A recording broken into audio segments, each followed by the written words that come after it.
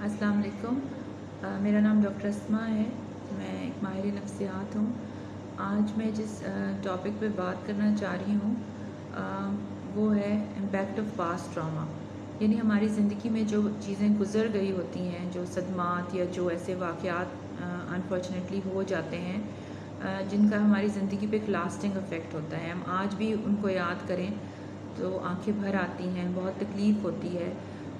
इन वाक़यात में कुछ भी हो सकता है, जैसे कोई अब्यूज़ का इंसिडेंट, यानी किसी ने हमारे साथ बदसलूकी की हो, जो कि जज्बाती भी हो सकती है, जिस्मानी भी हो सकती है,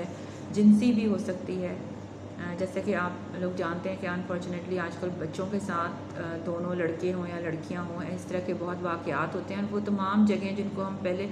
हमारे जहन में होता था कि ये प्रोटेक्टेड जगह हैं, जैसे हमारे घर हैं, हमारे मदरसे हैं, स्कूल हैं, ट्यूशन्स की जगह हैं, हमारे मोहल्ले की दुकानें हैं, कहीं पे भी अब बच्चे जो हैं वो इतने महफूज नहीं रहे हैं और उनको इसके बारे में आगाही देना जो है वो बहुत ज़रूरी है। इसके अलावा बाज़ औक़ात निगलेक्ट हो जाता है, यानी अगर आपके माँ बाप मौजूद नहीं हैं, आप अपने रिश्तेदारों के साथ रहते हैं, या ये है कि उनमें से कोई शदीद बीमार है और घर सारा उनकी तरफ मतवज्जो है, माँ या बाप में किसी का ज़हनी तौर पे बीमार होना या जिस्मानी तौर पे बीमार होना बच्चों पे निगलेक्ट की सूरत में ज़ाहिर होता है, चाहे वो ये चाहें या ना चाहें। लेकिन अपनी बीमारी के सबब बच्चे जिस तवज्जो के हकदार होते हैं वो उनको नहीं दे पाते हैं। इसके अलावा ऐसे डिज़ास्टर्स भी होते हैं जिनको हम कुदरती आफात कहते हैं या मैन मेड डिज़ास्टर्स कहते हैं। जैसे बाज़ बच्चे ऐसे इलाकों में रहते हैं जहाँ ज़लज़ले, तूफ़ान, सैलाब,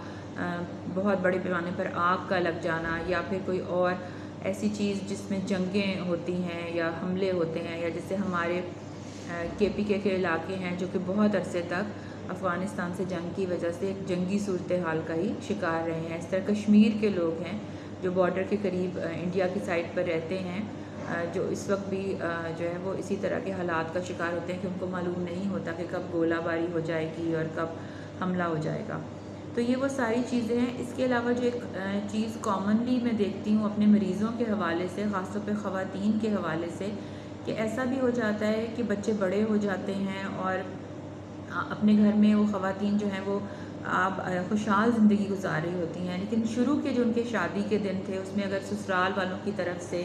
उनके ऊपर कोई जुल्म हुआ है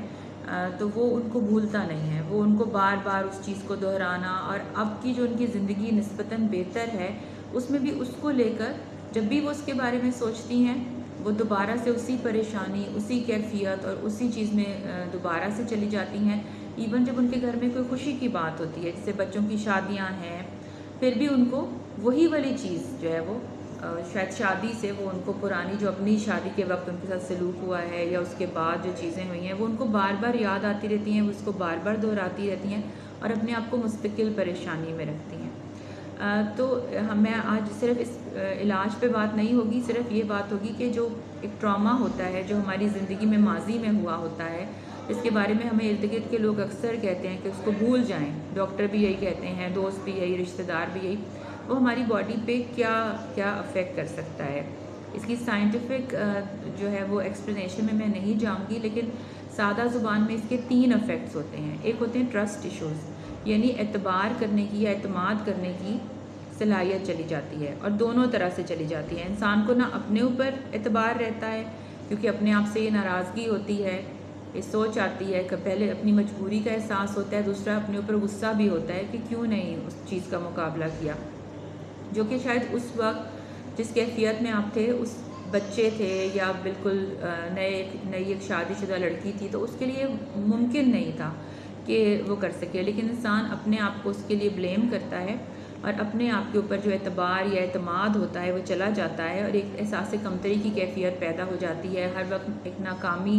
का धड़का जो है वो लगा रहता है, जो भी चीज़ जिसमें इंसान जो भी काम करना चाहे। इसके अलावा इससे बड़ी बात है कि दूसरों पर एतबार नहीं होता, तो आपके जो अच्छे लोग हैं, जो आपके साथ सिंसियर हैं, वो भी, उन पर भी आप एतबार नहीं करते और उन पर भी बात पे बात गुस्सा हो जाते हैं, नाराज़ हो जाते हैं, या उनका दिल दुखा बैठते हैं। और जो लोग आप डिफ्रेंशिएट नहीं कर पाते, बाज़ औक़ात ऐसा होता है कि जो लोग आपके साथ अच्छे नहीं हैं उनको आप इस अपनी जो ट्रस्ट ना करने की जो सलाहियत है, आप समझते हैं कि आप गंदे लोगों को ही मतलब آپ کے ساتھ ہمیشہ برا ہی ہونا ہے، آپ یہی ایکسپیکٹ کرتے ہیں. آپ تو برے لوگوں کو اپنی زندگی میں زیادہ اہمیت دیتے ہیں، ان کو ان کی بات ماننا، ان سے قریب رہنا، ان کے ہاتھوں مولیسٹ ہونا یا ان کے ہاتھوں استعمال ہونا،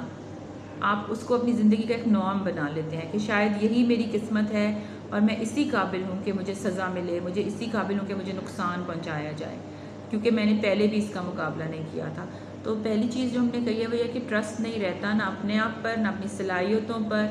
نہ اپنی خود اعتمادی پر، اور اس طرح سے دوسروں کو جانچنے کی صلاحیت بھی ختم ہو جاتی ہے. یعنی کون آپ کا سچا دوست ہے اور خیر خواہ ہے اور کون نہیں ہے، اور جو نہیں ہے